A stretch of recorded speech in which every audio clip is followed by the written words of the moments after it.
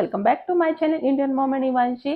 तो आज का वीडियो बहुत खास होने वाला है, मोस्ट रिक्वेस्टेड वीडियो है और जो कि मेरी डिलीवरी से रिलेटेड है।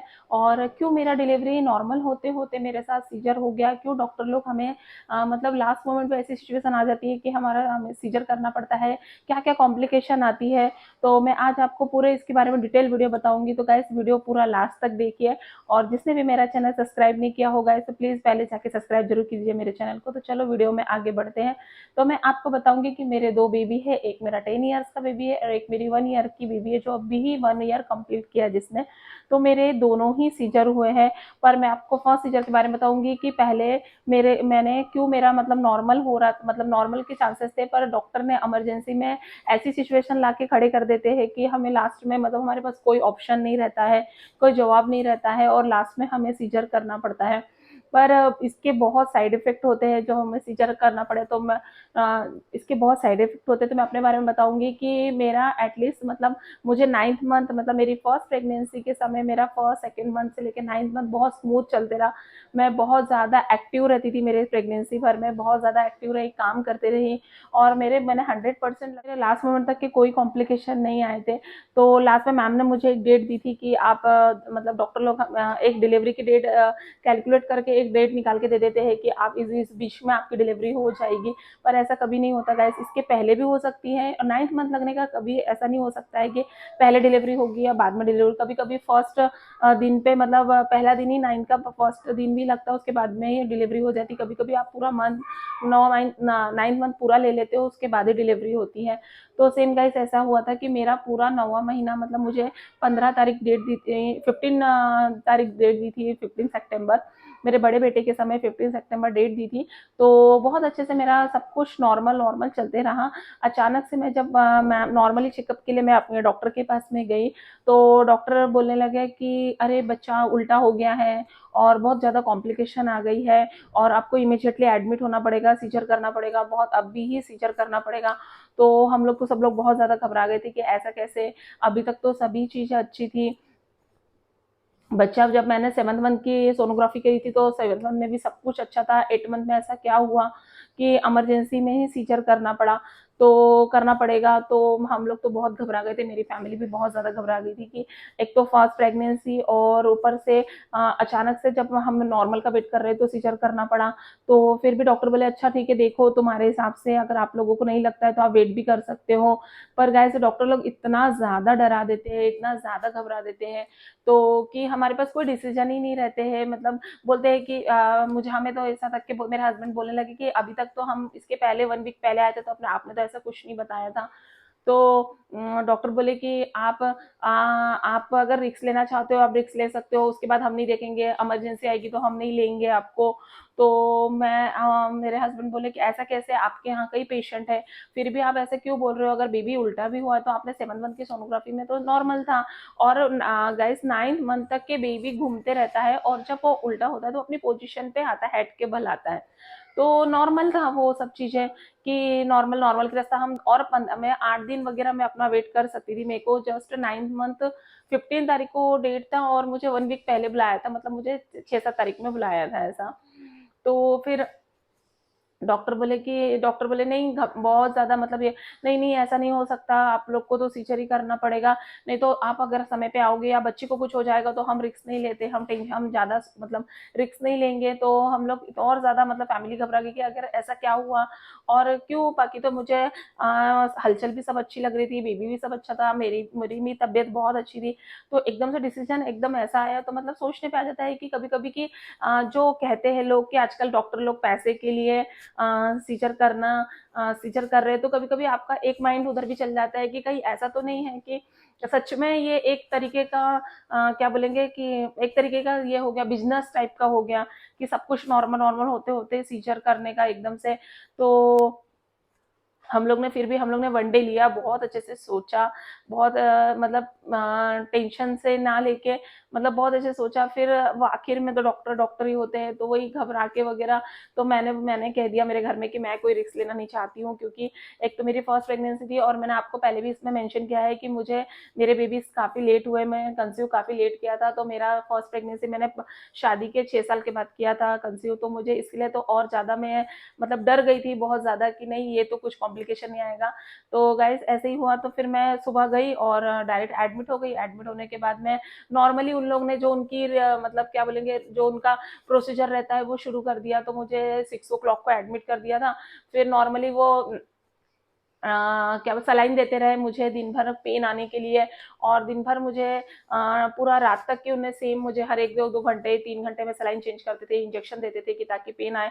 पर नॉर्मली ऐसा पेन आता ही नहीं है। अगर आप डायरेक्ट जाके अगर आप एडमिट, अगर आपको घर से ही कुछ अगर पेन नया हो नॉर्मल के समय, कुछ भी जैसे कमर दर्द या पानी की थैली फूटना या कोई भी पेन, ब्लडिंग का होना, कोई भी अगर पेन ना हो, उसके बाद अगर आप नॉर्मली अगर ऐसे ही जाते हो और ऐसे ही एडमिट हो जाते हो, और उसके बाद में आपको अगर इंजेक्शन दे दे के पेन दे रहे हो, तो गाइस इससे नॉर्मल डिलीवरी डेफिनेटली नहीं होगी, नहीं होगी। ये सिर्फ एक तरीके का ट्रिक है कि हम आपको मतलब ये सब नॉर्मल के लिए तैयार कर रहे हैं और आप लोगों के वेट कर रहे हैं। और ये एक तरीके से तो मैं यही बोलूंगी कि इसको तो मैं अपने से, मेरे फर्स्ट प्रेगनेंसी का एक्सपीरियंस मैं यही कहूंगी कि मेरे मतलब ऐसा मतलब मेरे साथ नहीं होना चाहिए था, क्योंकि मेरा सब कुछ नॉर्मल था। और उसके बाद में अगर ये डिसीजन लिया तो मेरे साथ तो गलत हुआ, क्योंकि मैं नॉर्मल के लिए पूरे तरीके से प्रिपेयर थी। तो मुझे लगता है कि मेरे डॉक्टर ने मतलब हमारे साथ बहुत गलत किया कि मे बी अब उनका क्या था, ज़्यादा लड़ भी नहीं सकते हैं, तो पैसे के लिए या कुछ के लिए क्या बोलेंगे, अभी बिजनेस हो गया है सीजर। क्योंकि हर देखो हर बहुत सी मतलब जहाँ नॉर्मल होने रहता है, पूरा कंडीशन नॉर्मल की हो जाती है, काफ़ी ज़्यादा लोग सोचने लग जाते हैं कि अब मेरा नॉर्मल होगा। उसके बाद आप डॉक्टर के पास जाते हो, डॉक्टर को कहता है दिन भर में वेट करता है, नहीं नहीं आपका सीजर होगा। तो मतलब बहुत ज़्यादा परसेंट अगर सीजर के बढ़ गए हैं केस, बहुत ज़्यादा केस हो गया है। तो पर ऐसा नहीं है, कभी कभी मतलब कंडीशन होती भी है, बहुत ज़्यादा मतलब पेशेंट को कंडीशन ऐसी भी हो जाती है कि हमें नॉर्मल नहीं हो पा रहा है, बहुत ज़्यादा हाई रिस्क प्रेगनेंसी हो जाती है, तो हमें सीजर करना पड़ता है। पर अगर आपको आपके दिल में लग रहा है, आपको लग रहा है कुछ कॉम्प्लिकेशन है और बहुत ज़्यादा अगर दिख के भी आ रहा है वो कॉम्प्लिकेशन, तो आप डेफिनेटली सीजर के लिए मैं डॉक्टर सजेस्ट कर देता हूँ, आप तुरंत एडमिट होकर सीजर करा सकते हो, क्योंकि इसमें कोई रिस्क लेने की ज़रूरत नहीं है। पर जब आपका सब कुछ नॉर्मल है तो आप वेट कर सकते हो। उसके बाद भी डॉक्टर ऐसी कुछ-कुछ चीज़ें आपके मन में ऐसी चीज़ें डाल देते हैं कि जिससे हमें ट्रस्ट हो जाता है कि नहीं, नहीं अभी सीजर करना ही पड़ेगा। तो मेरे साथ तो ऐसे ही हुआ। फिर मुझे क्या दिन भर पेन के लिए इंजेक्शन दिए और रात के 10 बजे मुझे बोला कि नहीं, नहीं अभी तो डिलीवरी नहीं होने की, और दिन भर से बच्चा को हम इंजेक्शन दे रहे हैं फिर भी नॉर्मल के तो कोई चांसेस नहीं लग रहे हैं। तो अभी आप एडमिट होके मतलब सीजर के लिए आप इनको लेना पड़ेगा, और अभी इतनी देर में डॉक्टर आएंगे और 2 घंटे में ही सीजर होगा। इसके बाद 12 बजे के बाद तो में एनेस्थीसिया वाले वगैरह डॉक्टर नहीं आते हैं। तो इतना हार्ड एंड फास्ट कर देते, इतना ज़्यादा घबरा देते हैं कि डिसीजन लेने ही पड़ते हैं। तो फिर मेरे हस्बैंड को बुला के सेम ऐसा डिसीजन दिया। फिर मेरे हस्बैंड आए, सबसे पूछे, और मैं तो मतलब प्रेयर ही कर रही थी कि नॉर्मल हो सीजर हो, पर बस बेबी अच्छा हो जाए, बस मेरे लिए तो ये ज़्यादा इम्पोर्टेंट था। तो मुझसे तो कुछ यही नहीं था, और ऑलरेडी सब हम उस माइंड में ही नहीं रहते कि हम अपना डिसीजन कुछ बताएं या कुछ दें, क्योंकि ऑलरेडी सलाइन और फर्स्ट डिलीवरी प्लस एक्सपीरियंस नहीं रहता है। तो मेरे साथ तो वही हुआ। तो फिर मेरे हस्बैंड भी बहुत ज़्यादा डर गए, मेरे पापा मम्मी भी बहुत ज़्यादा घबरा गए, तो फिर उन्होंने फटाफट का डिसीजन ले लिया कि सीजर कर लो। तो गाइस आखिर में मेरा फर्स्ट सीजर हो गया, मतलब बिना कुछ टाइम लिए, और जबकि टाइम बचा था, मैं और मंथ वेट कर सकती थी। मेरा 15 डेज पूरा डिलीवरी का प्रेगनेंसी का बचा था। मुझे कोई प्रॉब्लम नहीं थी, ना मुझे कोई सिम्टम डिलीवरी के नज़र नहीं आ रहे थे। फिर भी मेरा 15 डेज पहले मेरा बेबी आ गया और मेरा सीजर हो गया, सिर्फ ये बताने की वजह से कि आपका बेबी उल्टा हो गया है और कॉम्प्लिकेशन आ सकता है सिर्फ। पर 15 डेज के बाद मुझे ऐसा लगता है कि अभी जब मैं पढ़ती हूँ और जब मैंने बहुत चीज़ें सर्च किया है या मैंने भी काफ़ी सारे वीडियो देखे हैं, तब तो मुझे समझ में आता है कि ऐसा नहीं है। बेबी काउंटली वीक टू वीक ऐसा घूमता है और लास्ट में राउंड घूम के ही नीचे आता है बेबी हेड के बल आने के लिए। तो अभी समझ में आता है कि हमें क्या डिसीजन लेना चाहिए और क्या डिसीजन नहीं लेना चाहिए। तो फिर सेकेंड प्रेगनेंसी में भी सेम गाइस ऐसा ही हुआ कि आपका फर्स्ट सीजर होके है, तो आपका नॉर्मल बिल्कुल नहीं होगा, नॉर्मल के कोई चांसेस नहीं है, ये नहीं है। तो मैम ने फिर से सेम वही किया, और ऊपर से मेरा सेकंड प्रेगनेंसी मैंने आपको बताया था कि मेरा कफ खांसी भी बढ़ गया था।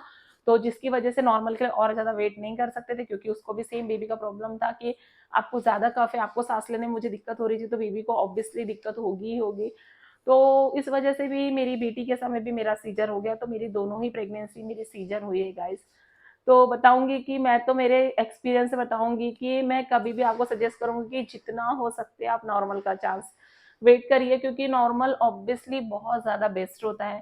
थोड़ी देर का दर्द होता है, मतलब थोड़ी देर का दर्द नहीं बोलेंगे, कि कुछ पल का दर्द होता है, मैं जानती हूँ बहुत ज़्यादा, मेरा तो हुआ नहीं है, पर जो एक्सपीरियंस बताते हैं लोग कि बहुत ज़्यादा पेन होता है, तो ऑब्वियसली बहुत ज़्यादा पेन होता है, बहुत ज़्यादा दर्द होता है, पर वो कुछ देर का रहता है, कुछ घंटों का रहता है, कुछ दिन का रहता है, उसके बाद आप लाइफ टाइम बहुत अच्छे से रह सकते हो। पर सीजर के समय आप ऐसा नहीं है।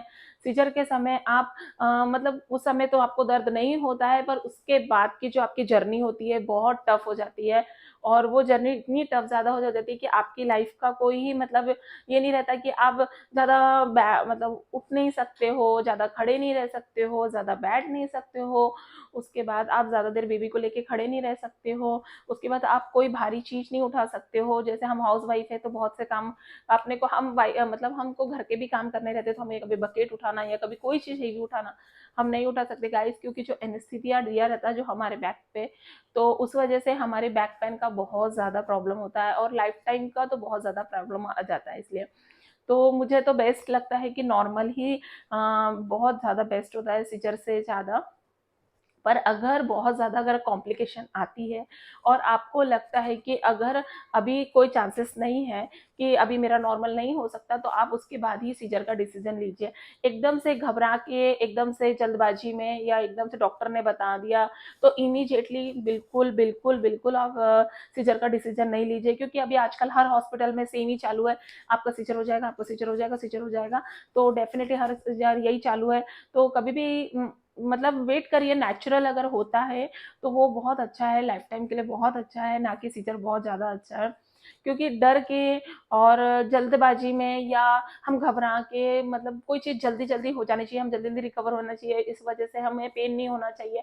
इस वजह से अगर हम लाइफ टाइम की बीमारी अगर हम ले लें तो कोई मतलब नहीं है, और ये सेम लाइफ टाइम की बीमारी, क्योंकि फर्स्ट सीजर तो ठीक है, पर आपकी अगर सेकंड प्रेगनेंसी होती है, सेकंड भी सीजर, मतलब दो दो स्टिचेस, काफ़ी फर्क पड़ता है आपके स्टमक पे, काफ़ी आपके बैक पे, काफ़ी ज़्यादा आपके शरीर पे।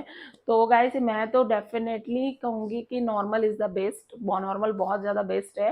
तो ये वीडियो हो गया है काफ़ी ज़्यादा लंबा, और बहुत ज़्यादा, तो ये मेरी डिलीवरी का एक्सपीरियंस था, तो एज अ मैं दोनों में से सजेस्ट करूँगी कि नॉर्मल इज़ द बेस्ट है। तो गाइस ये वीडियो को मैं स्टॉप करती हूँ, मिलते हैं नेक्स्ट ब्लॉग में। और अगर मेरा वीडियो आपको पसंद आया हो तो प्लीज़ लाइक कीजिए, शेयर कीजिए, सब्सक्राइब जरूर कीजिए मेरे चैनल को।